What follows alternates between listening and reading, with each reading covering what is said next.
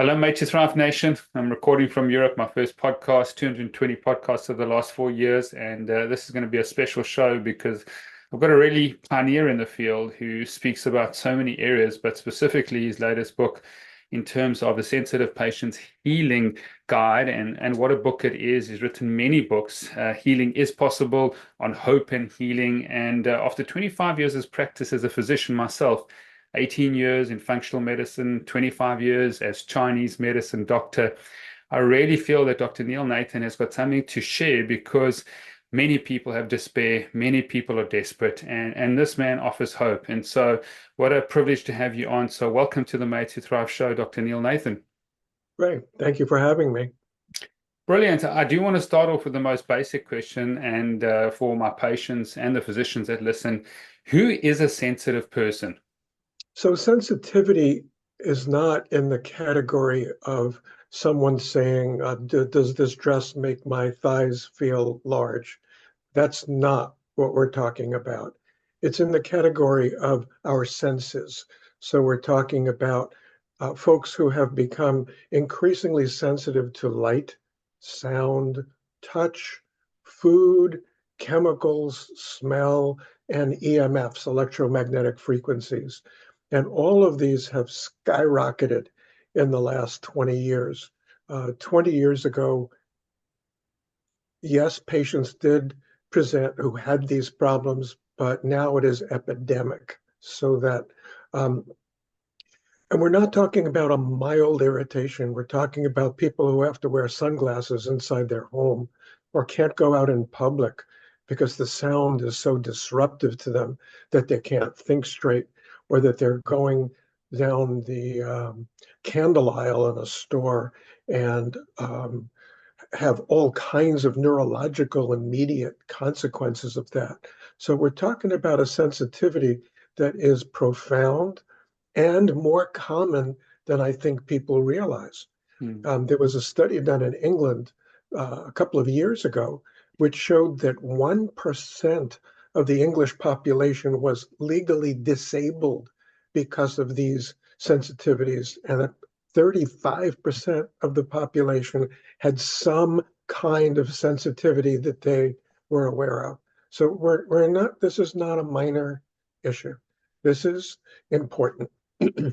And I think that's why you wrote the book, because I think people can really resonate, because a lot of people have, I'm the average seventh doctor people see in my clinic, and then people have sort of just been deemed to psychiatry, and as important as our psychiatrists are, but they just say it's all in your mind. So maybe give the sort of real areas. Do they present with emotional symptoms? Do they present with mental symptoms and signs and symptoms? Do they present with physical symptoms? Is it a combination of those three? Because someone's listening out there and saying, oh, maybe I'm a sensitive patient or sensitive person.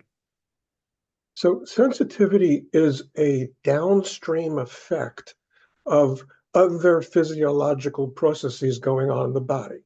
It's not in people's head.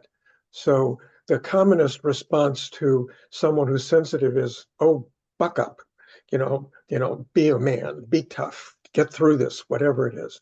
It isn't that simple. It's a nervous system that is screaming out for attention.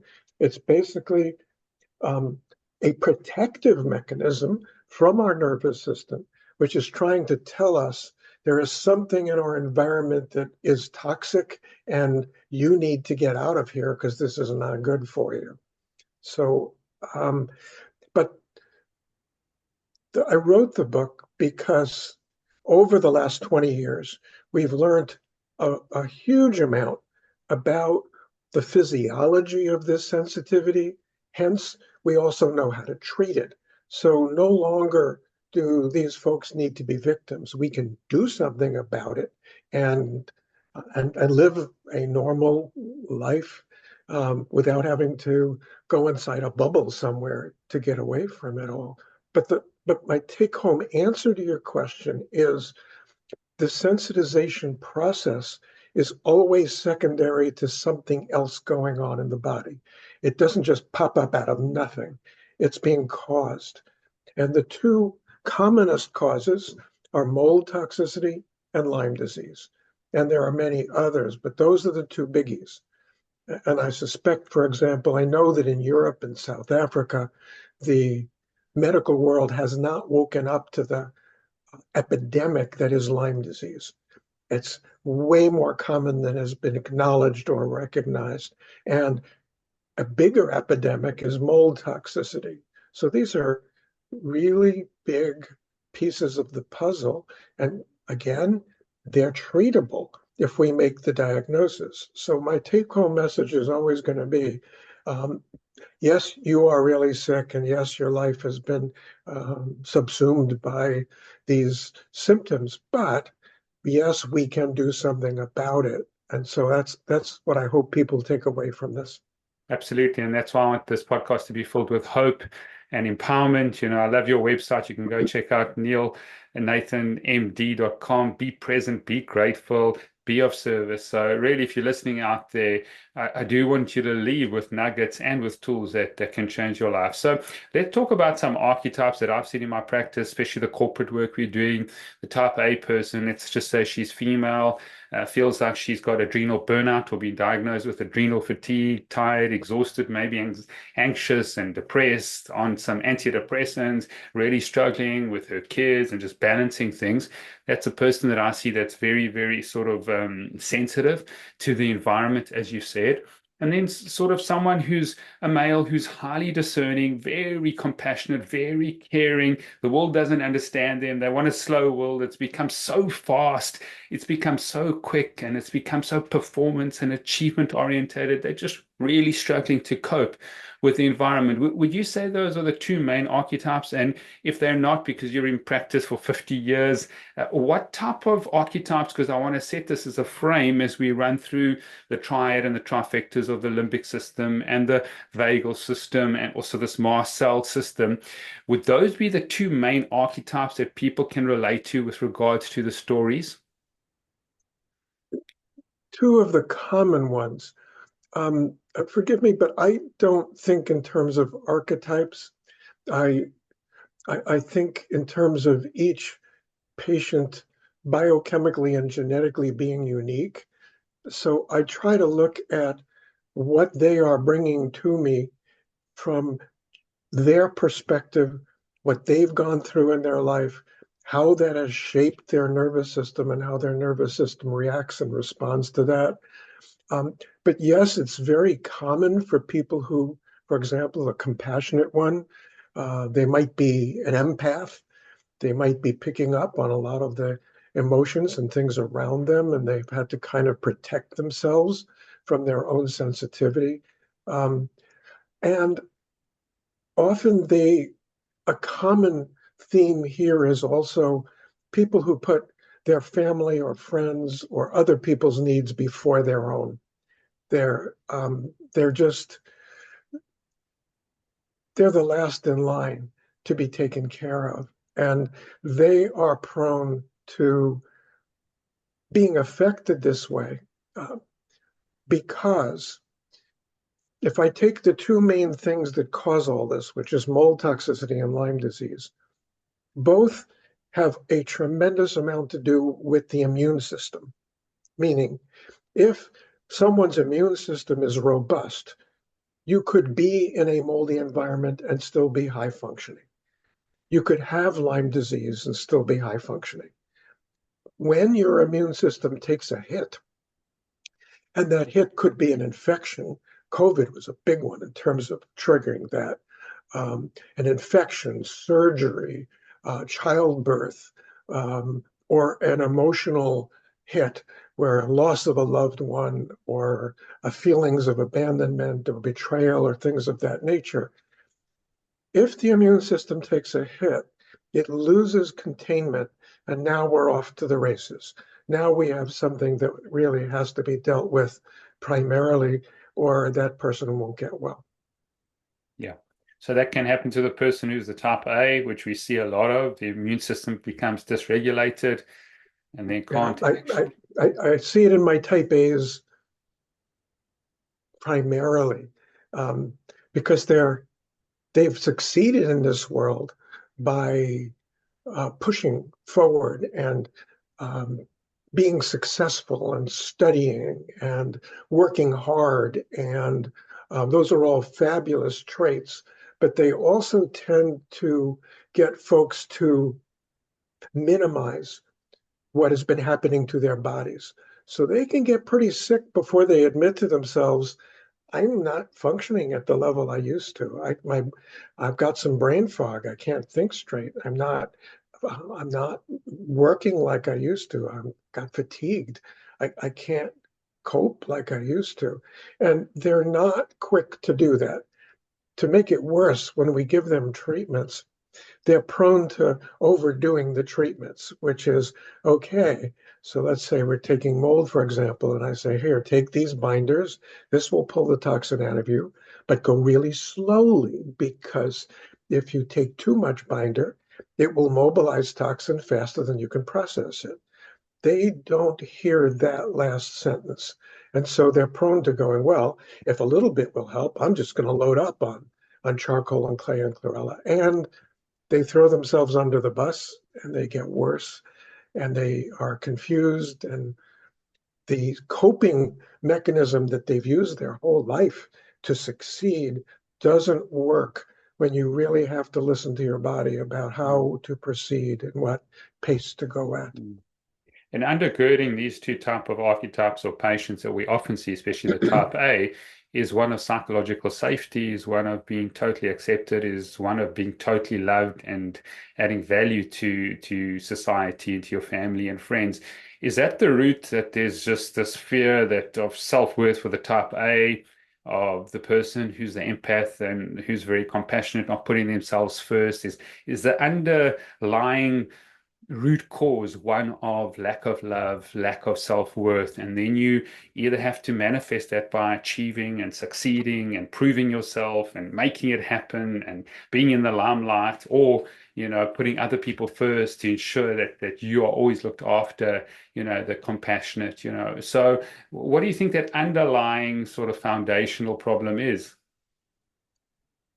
Well, this is not simple, Steve. This is complicated. This is the essence of human complexity in a nutshell. Um, so the patients who become particularly sensitive have often had a particularly difficult life. They often um, they often had infections in childhood or surgeries or had families that weren't attentive or abusive in various different ways. And so from the time they were teeny, their nervous system has had to try to cope with this by being really aware of the energies in their environment and how to deal with that. So if dad was an alcoholic and he'd come back sometimes from the bar, you had your sensitive patient is out there going, oh, dad's going to be in a mood. I'm going to hide. I'm going to my room. I'm not going near this because I don't know what's going to happen, but it's not going to be good. And when this happens night after night after night, you get a nervous system that becomes just tightly wound. And the correct word for it, I think, would be hypervigilant, where they're really paying attention to what's out there in this world because their safety demands it. And I think there is a spiritual component to this as well. On a very deep level, self-worth, I do see plays a huge role in this, where often for the same reasons, some of these people as children go, well, maybe my dad's an alcoholic because it's my fault. Maybe I'm not being a good child. Maybe I'm driving him to drink. Maybe. And so they begin to incorrectly blame themselves for some of what's happening and the behaviors around them. And we are off to the races. Yeah, and I think that's important. I've got two children, Dr. Nathan, and one's 20, one's 8, and we've really tried to.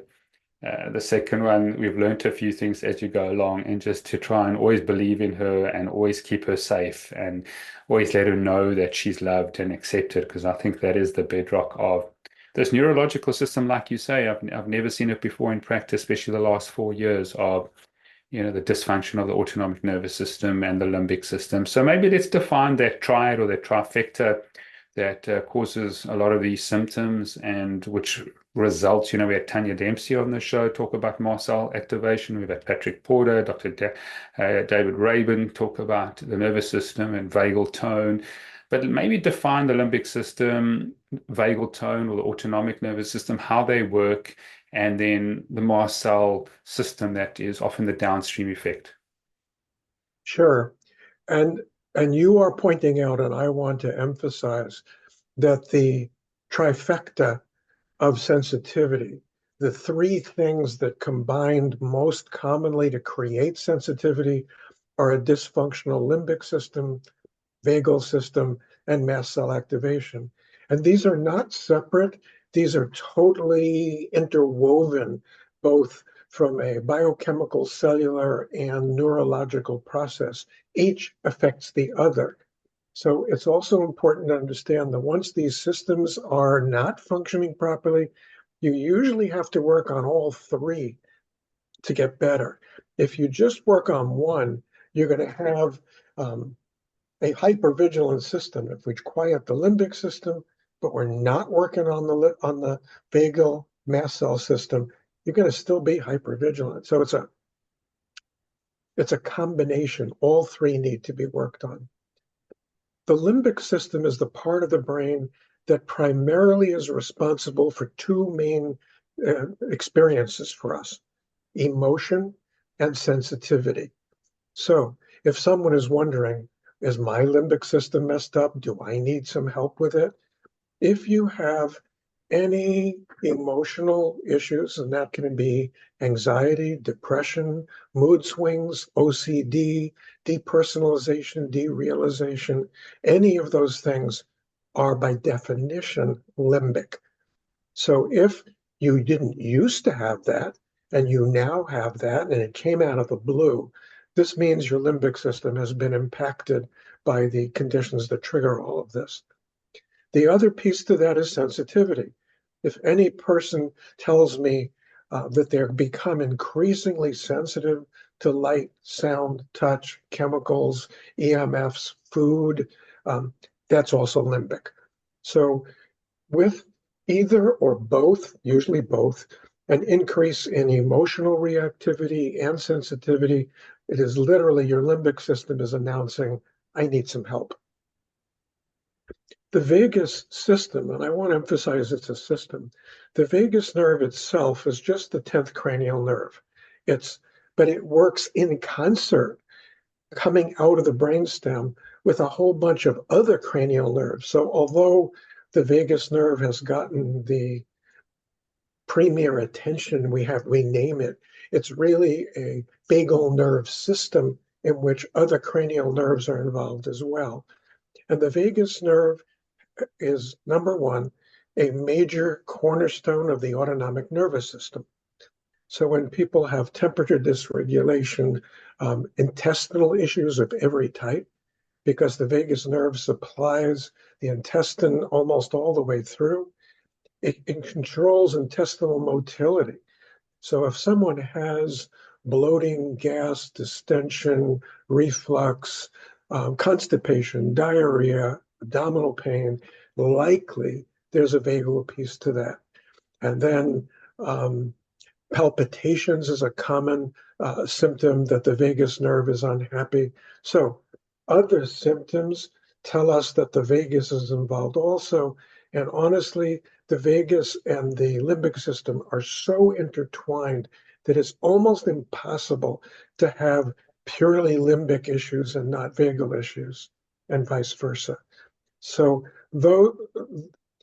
and I want to emphasize that both of those systems are protective in nature. They're not trying to hurt you. They're not trying to make you miserable by giving you these symptoms. They're trying to wake you up to the fact that they don't think you're safe. And the symptoms are to alert you to be attentive to what's in your environment so you can be safer. And again, this is not psychological. This is neurological. So if we're going to fix it, we literally have to reboot the nervous system. And here's the good news. We can. Mm. So in terms of, we run a very data-centric model at looking heart rate variability, and we've used obviously wearable technology and devices in the practice in the clinic over many, many years. Does HRV, the way I explain it's the difference between your sympathetic nervous system, your flee, your free system, and your rest digest system, your parasympathetic nervous system. Does that include both the limbic system and the vagus system in terms of your vagal tone? Um, Sorry, that was a run-on sentence. Um, can you break that down into Let me break it the down. question? One of Yes. the most important things, obviously doing functional medicine, is data. We use heart rate variability. We measure heart rate variability, especially we use deltas when people go away. They take 3 weeks and they look at their heart rate variability. They go into their distressful environment, and I say, look at the delta between when you're relaxed, you're resting, you're with your family, you're eating well, you're not rushing around in traffic, and you don't have all these pressures. Now, the delta with your heart rate variability when it improves when you're on holiday is great. Is heart rate variability something that you use, and is it a measure of the limbic and the vagal or the vagus system, or is it just a measure of the autonomic nervous system, specifically the vagus nerve? Because of the profound interaction between both systems, I don't think anything is purely limbic or purely vagal. But heart rate variability is primarily vagal. So that um, in my mind, from a treatment point of view, I do break it down because I find that when people do just vagal interventions, that's not sufficient. They need to also be thinking of doing more specific limbic things also in order to bring their nervous system down where it needs to go.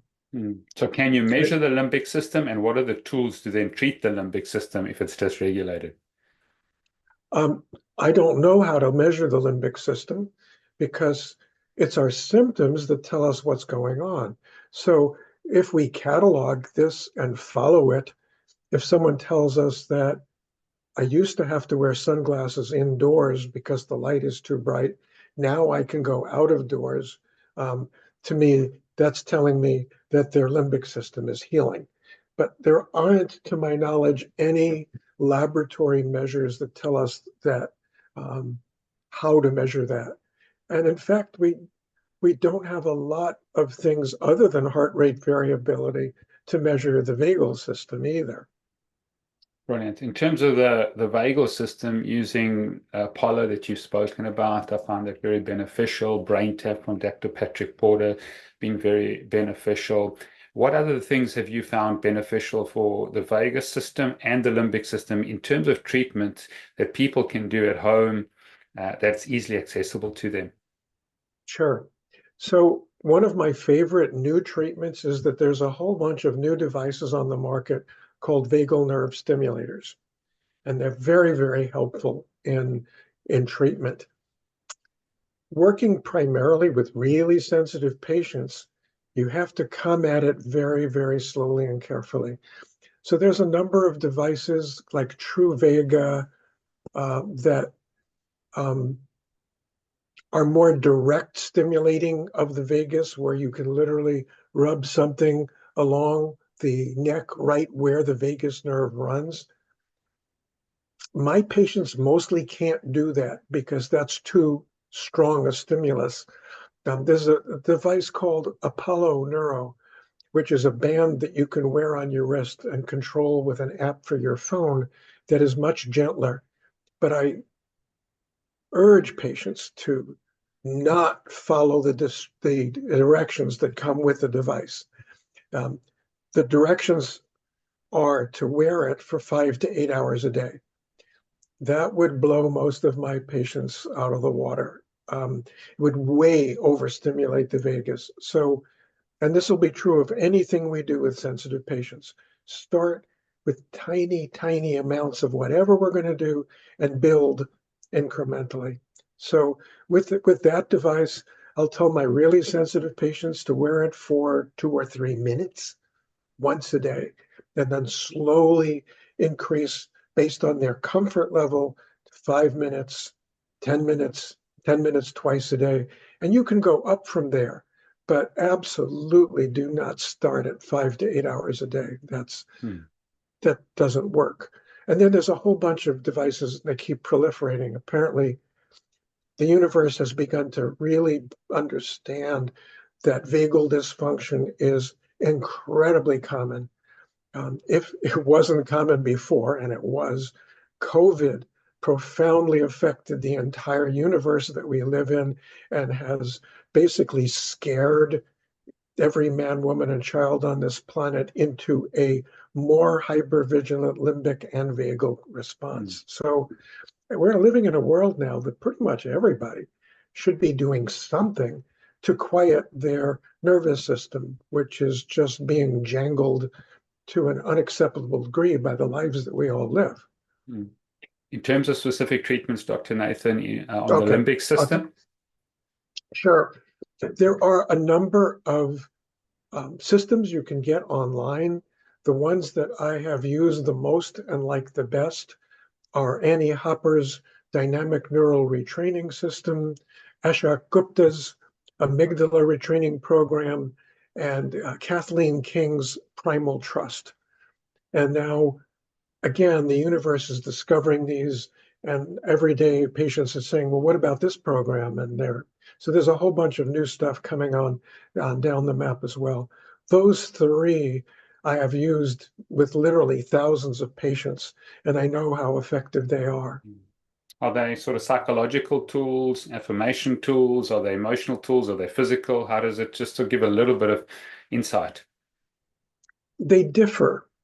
Um, Annie Hopper's program involves, all of them are psychological to a certain extent, because when patients have become sensitive, almost always they begin having negative thoughts and statements which take over their life.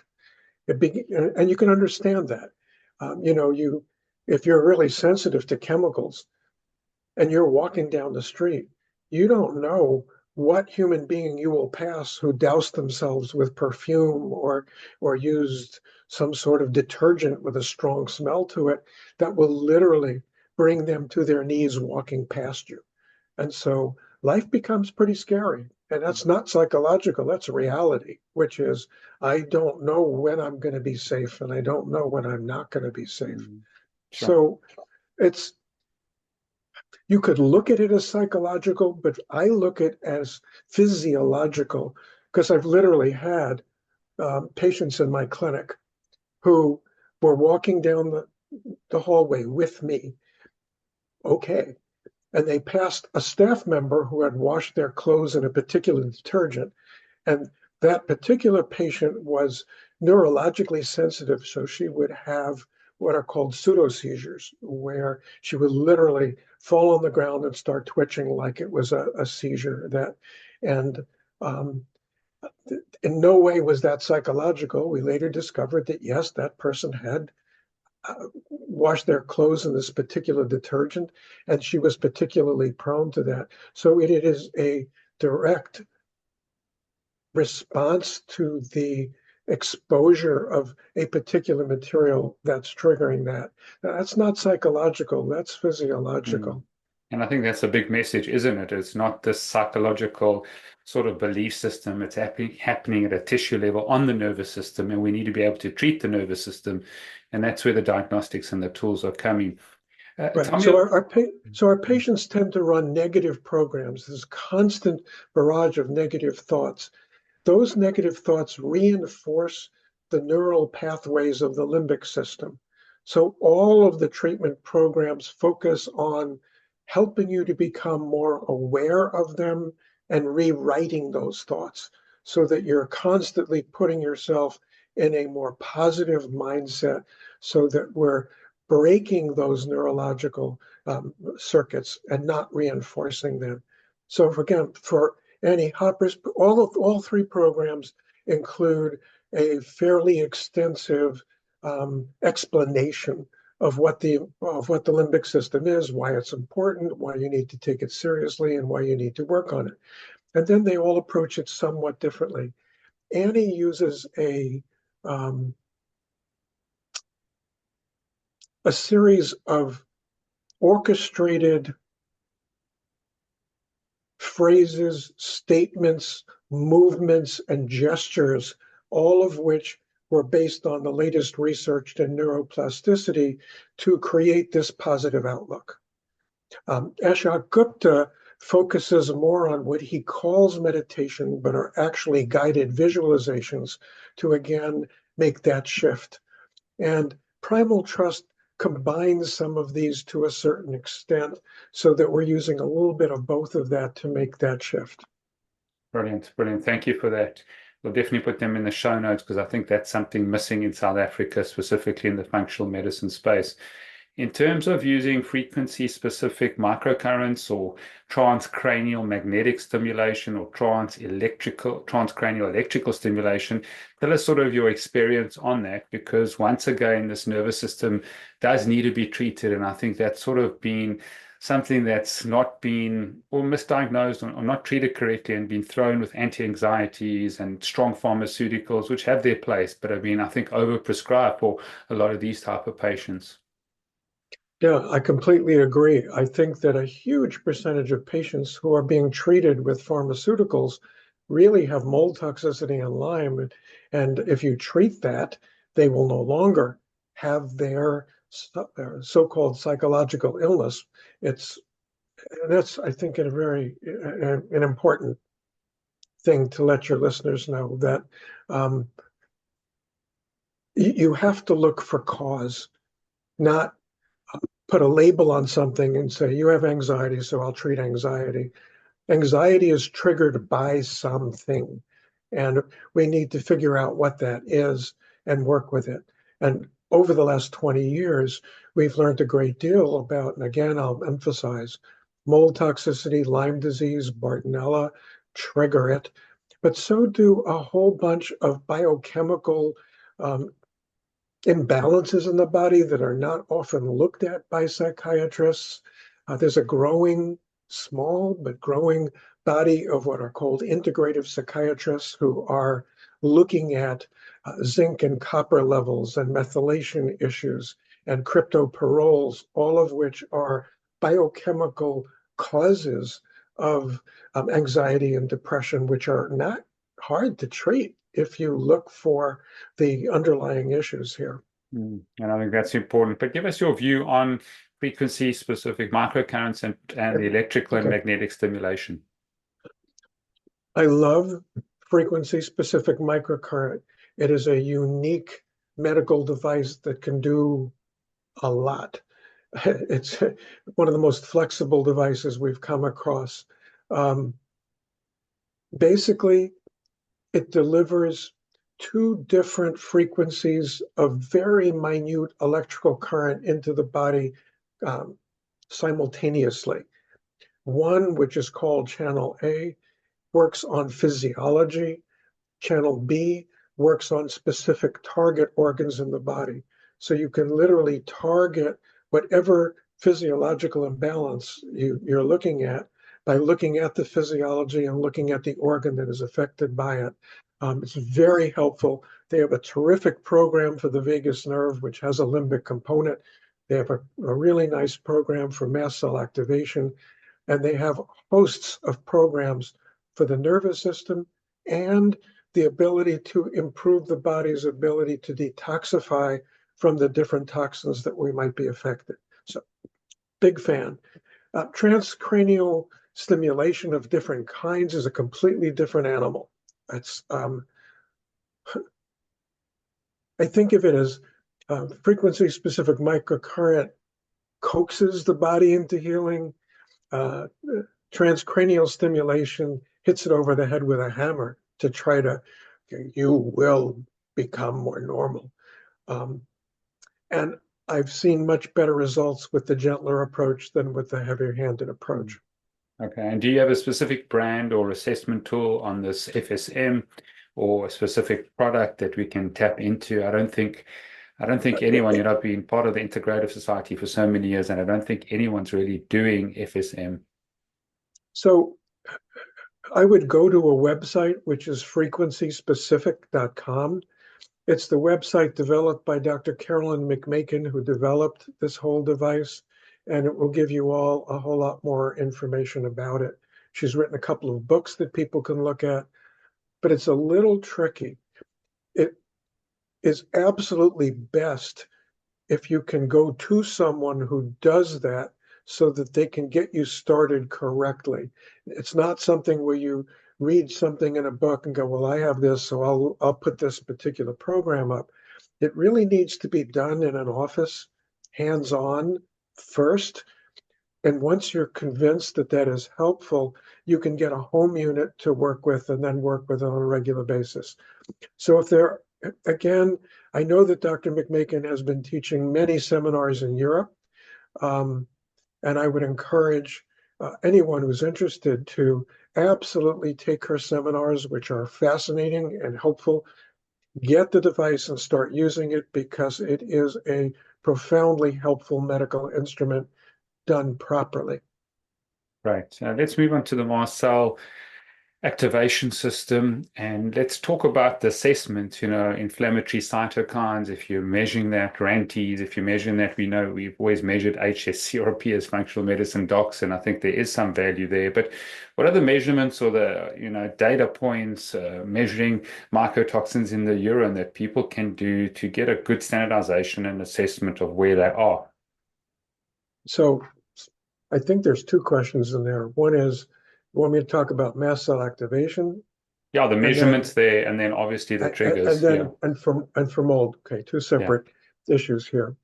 So there are things that can be measured for mast cell activation that would help to clarify the diagnosis. The difficulty is mast cell activation is a transitory, fleeting process in which the body triggers the release of over a, over 1,000 different biochemical mediators from mast cells, but it's transitory. It's like it pops into the body, then the dominoes of all of those biochemical reactions continue, but the actual measurement of the mast cells is so fleeting that it is very hard to capture those particular things that we can measure accurately. It has to be done with a special centrifuge. You need what's called a cold centrifuge, which most labs don't have.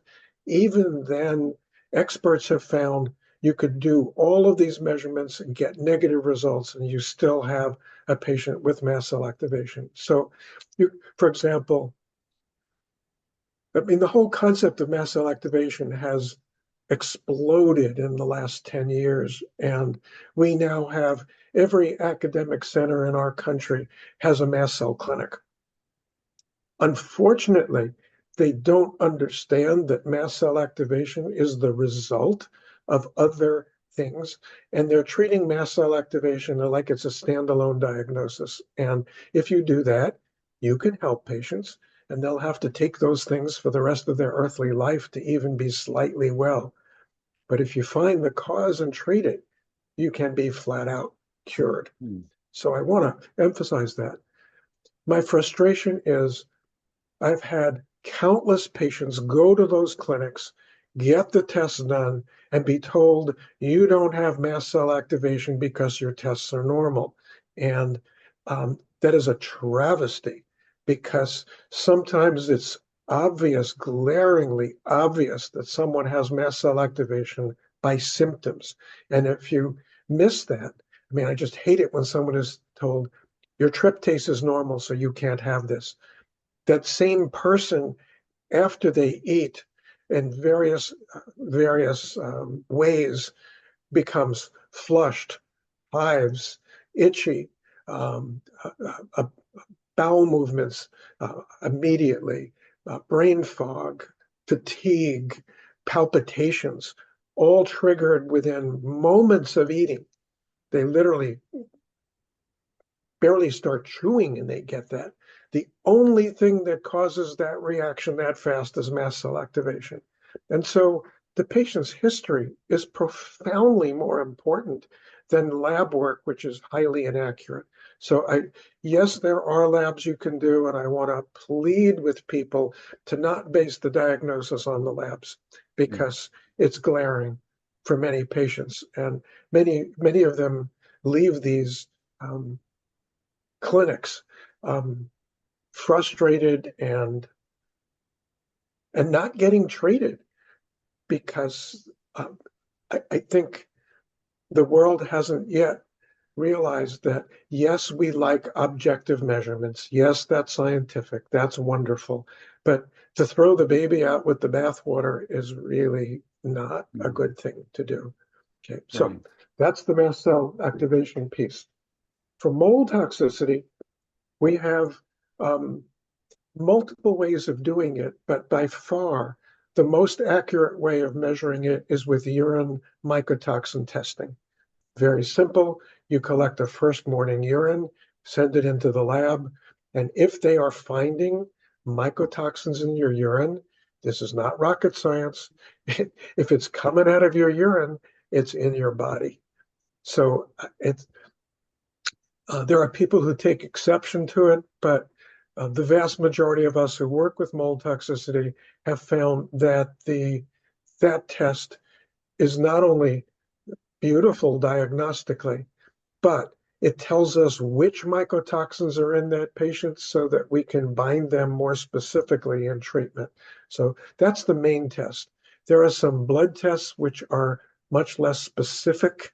They're generalized for inflammation. They're not really specific for mold toxicity, but the urine mycotoxin tests, very specific and not hard to do. Just have to find a lab that will do it for you. Hmm. And then in terms of Lyme, your diagnosis there? Lyme is not an easy diagnosis to make depending on the lab that you have available. In our country, the IGeneX lab is by far the most accurate lab we have. In Europe, the Armin lab is a good lab. I don't think it's quite as good as IGeneX for accuracy, but it has been around for a long time, and it's accurate enough that it can really help make the diagnosis. Are you measuring Babesia, Bartonella? Are you measuring all these type of factors and making a diagnosis together? Right. So when we say Lyme, I lump Lyme and co-infections together under that rubric. So, so Lyme includes not just Lyme disease, but for your listeners, it includes Bartonella and Babesia, commonly Ehrlichia, tick-borne relapsing fever, and other things. When a tick bites somebody, the first thing it does is it sucks the blood into its stomach. It sits there for a while, and then it regurgitates that back into the person. So Dr. Burrascano has long called a tick bite nature's dirty needle. So whatever bacteria and viruses are in the tick, when it injects it into you, you're prone to. So again, in our country, about 40% of ticks in some areas carry Lyme.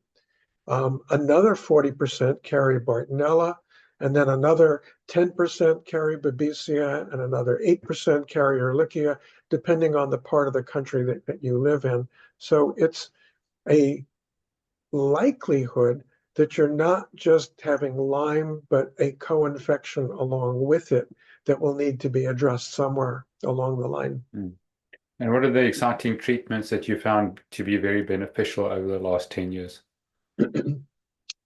Well, we started out 25, 30 years ago thinking, well, the Lyme bacteria is essentially a spirochete. It's in the same family as syphilis. So we'll just treat it with antibiotics. So it's an infectious disease. You treat it with antibiotics. Simple. It turns out it's not quite that simple. We hammered people with antibiotics, and some people got well, and some people didn't get well because it was more complicated than that. The Lyme bacteria does profound different things to the body than other infections does. So it messes with the body's ability to detoxify. So we've learned that we have to add detoxificational strategies to it. It creates an inflammatory response in the body that makes the immune system distracted, so that rather than the immune system going, oh, Bartonella and Lyme is causing me to be inflamed, it runs around putting out fires rather than actually getting to the infection.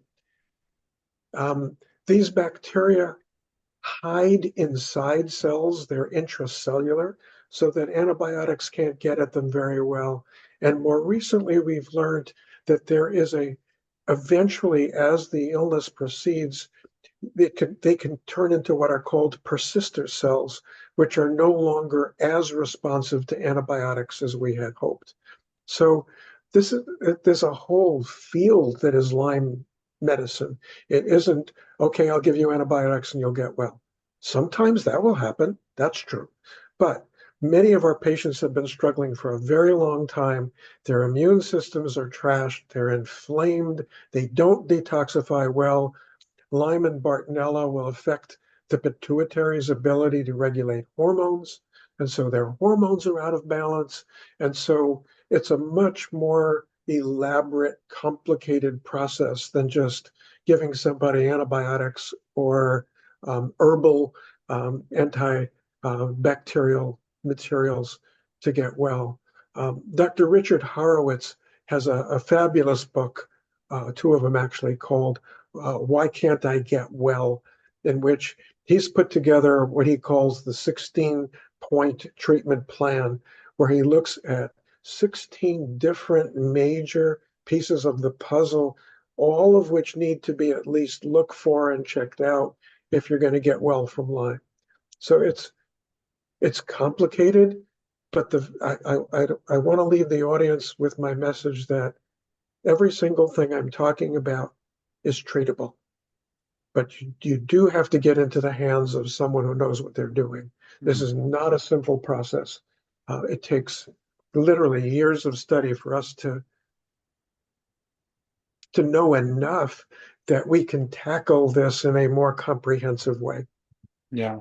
And what about the fact that some patients get out of that mold environment and they feel better, and then some don't because of colonization? If someone wants to do a simple test, is it as simple going away for 2 weeks and they say to me, Doc, listen, I'm feeling much better? Or how would you sort of address that environmental situation? Well, the bottom line is, if you have mold toxicity, you cannot get well if you are constantly being exposed to mold. Seems kind of obvious, but that's just bottom line. It's non-negotiable. And the hardest, most difficult, expensive part of treating mold toxicity is looking at the home or work environment to be sure that it is safe. It's just non-negotiable. So some people don't fully understand it. If you've had mold for a while, mold colonizes. You mentioned that term. What that means is the mold starts growing in you, and particularly in the gut or sinus areas. That means that maybe a quarter to a third of people, if they're in a moldy environment and they take a 2-week vacation, they feel incredibly better. Then they go home and they get sick again. That doesn't happen most of the time. Does happen, but it's rarer than you might think. The reason for that is you go on vacation, you're taking your body that is making mold ongoing inside with you, and so it doesn't change that much. Okay, good. In terms of using oxidative therapies, HBOT, ozone therapy, hydrogen peroxide, any of these oxidative therapies you found to be very beneficial with regards to sensitive patients? So I have not found oxidative therapies helpful for mold, and I've used all of them a lot. Occasionally, HBOT and some of those therapies are helpful for Lyme, but for mold, I just haven't seen it work very well. Mm. All right. In terms of craniofacial structures, patients starting to feed their children formula, the palate doesn't develop, you get TMJ issues and cervicogenic problems, and you get cervicovagopathy. I've done over 30,000 sessions of prolotherapy now, used a lot of PRP. How important is the cervical structure, ligament stability, cervical instability that I'm seeing more and more just because of life and that. How important is the facial structure and sort of looking at that and treating it? So I think you're raising two important things. One is we're seeing a lot of ligamentous laxity and weakness. It's sometimes diagnosed as Ehlers-Danlos syndrome. Um,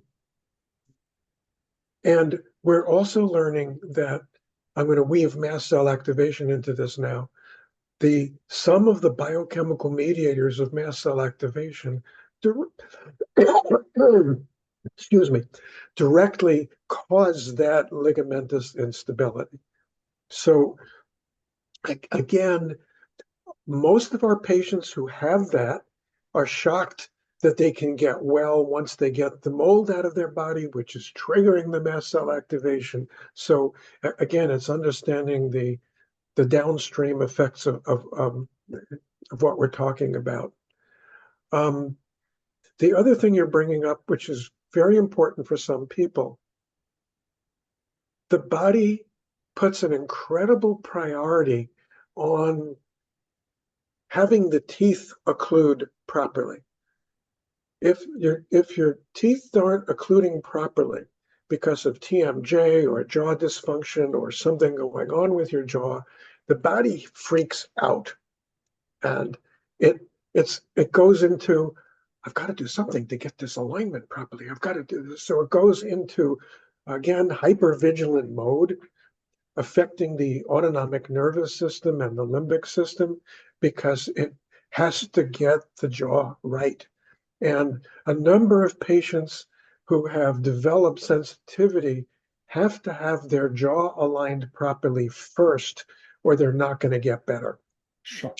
And that's not common, but I've had at least a dozen patients, maybe more, where we had to go back and do that first because the limbic system and vagal systems of mast cells couldn't quiet down.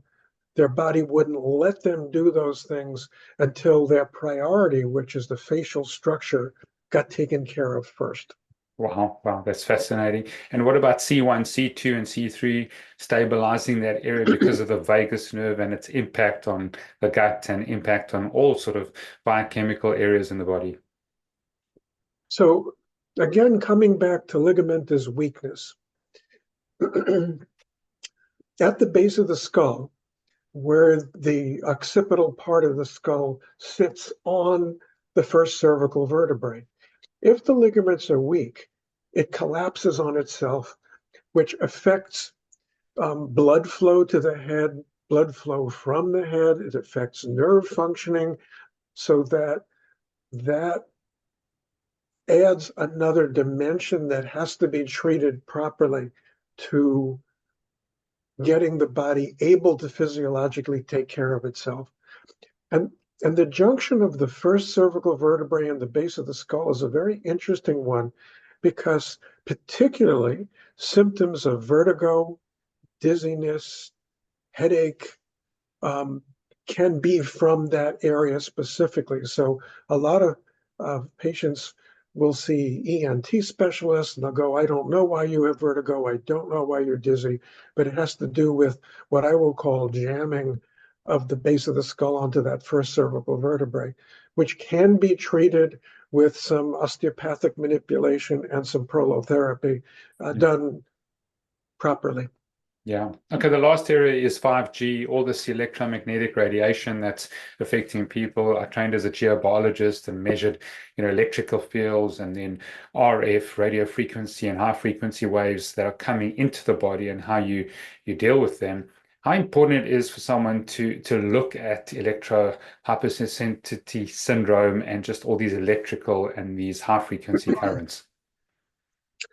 Yeah, the newly coined term EHS or electrical hypersensitive syndrome, again, the folks who get this have been looked at by their colleagues, families, friends, and doctors as, I don't know what's wrong with you. I'm in the same room as you are, and I'm not having anything. So again, it doesn't take into account individual biochemistry and genetics and sensitivities, but it's a very real thing, and it is now epidemic. It has exploded. So when we moved from 4G to 5G, doesn't sound like much. It's just one something, right? It's actually 1,000-fold increase in EMF exposure from that. And I know now people are rolling out 10G and think this is a great thing as well. Um, our bodies were never intended to be exposed to radiation of this level at all. And the EMF is a very real thing and really limiting many patients' ability to function to a profound degree. So it really has to be taken seriously.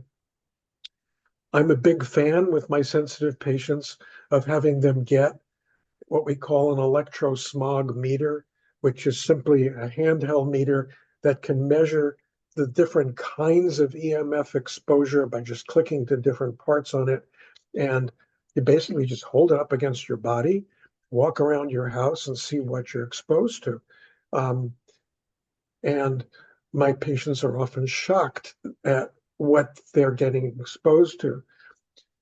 With that information, you can shield yourself from those exposures.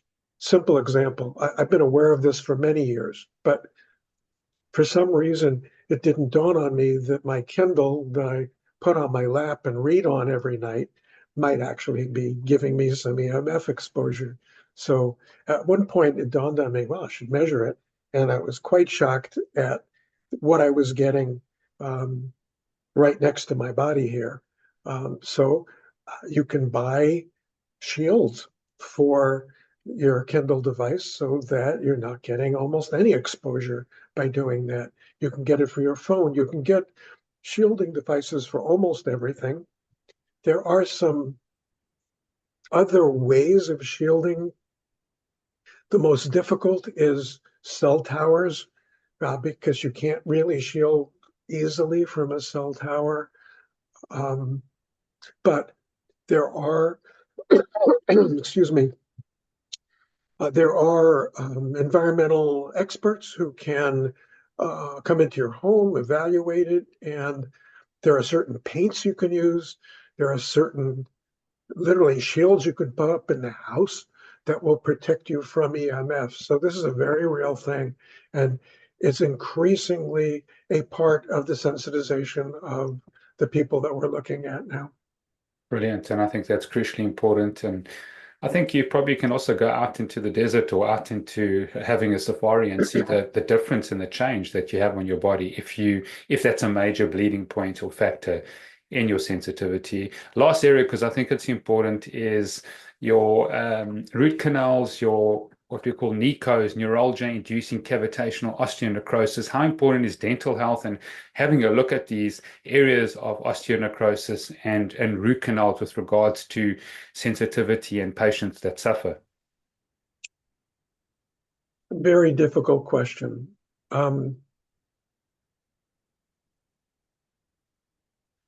Occasionally, I have had patients had profound improvement by working on cavitations and removing root canals. Holistic dentists, that's one of the first things they want to do. Oh, you've got cavitations, you've got root canals, we've got to get it out of there. You've got mercury fillings in your teeth, got to get it out of there. Most of my sensitive patients can't handle that. They're not ready for it. So it's about timing. It's not that those things don't contribute to illness. It's that you have to perceive where your patient is in space and time and know whether they can do it or not. So yes, that can be a player, but down the road. That wouldn't be something I'd be doing until we had already treated mold toxicity, Lyme disease, quieted their sensitivity. Then you can get into more optimal health by getting rid of those impediments later. Mm. Okay, can you just give a message of hope to people? We've got a lot of people that are filled with despair. I've never seen mental ill health and mental performance plummet. We do Dale Bredesen's cognoscopy, at my clinic and at Made to Thrive, and he's been on the show, and I've just never seen people struggle so much, with memory and focus and burnout. Just a message of hope to people out there, because it just looks like everything's plummeting, and they really are struggling out there. Well, we didn't talk about cognitive impairment as much as maybe we should have.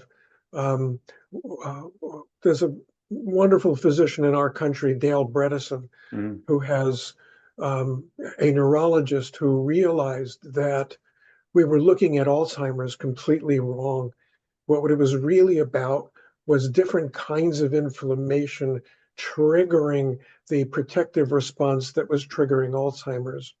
And Dale has put together a comprehensive program where we can look at the different things that do it. And by the way, mold toxicity turns out to be the biggest player in that, with Lyme close behind. Wow. But my take-home message is Dale has been curing people with Alzheimer's, not with the medications that we know do not work, but by looking for these sources of inflammation and treating it.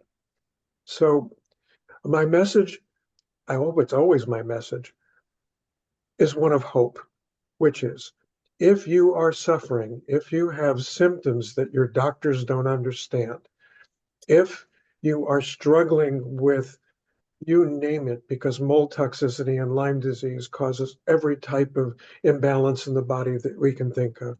If you're struggling, find someone who can test you for mold toxicity and Lyme disease, and find someone who can treat you, because treatment is possible. I mean, I have consulted with a number of people in South Africa at this point and helped them in their journey. Unfortunately, I'm aware that there's not a lot of physicians in the area who know much about it, but there is, with telemedicine, you can find physicians in the States, you can find physicians elsewhere who can help you to understand what's going on in your body. Everything I'm talking about today is treatable. So you don't have to keep suffering. You don't have to stay sensitive. And again, I know you mentioned it. If you read my book, Toxic, or my newer book, The Sensitive Patient's Healing Guide, I think it will be a blueprint of the kinds of things you want to look for to get you started on your healing journey. Absolutely, and I highly recommend you get the Sensitive Patients Healing Guide. And where can people find you, Dr. Nathan? 48% of our listeners are in America. How can they connect with you? Okay. My website is very simple. It's simply neilnathanmd.com. Brilliant. I just want to declare favor and blessing over you. I know that you've got a rich history and experience, and you've had a calling and a purpose to help so many people in this area. And I know the numbers of patients are increasing exponentially that have become highly sensitive. So thank you so much. And we will promote your work as much as we can. And we'll take clips and put them on social and send you an email with all those areas, because I think it's crucially important. Thank you very much. I appreciate it. I think it would help untold numbers of people if they would understand that, yes, there is help out there for them, but they may have to look in places they didn't realize you needed to look for that help.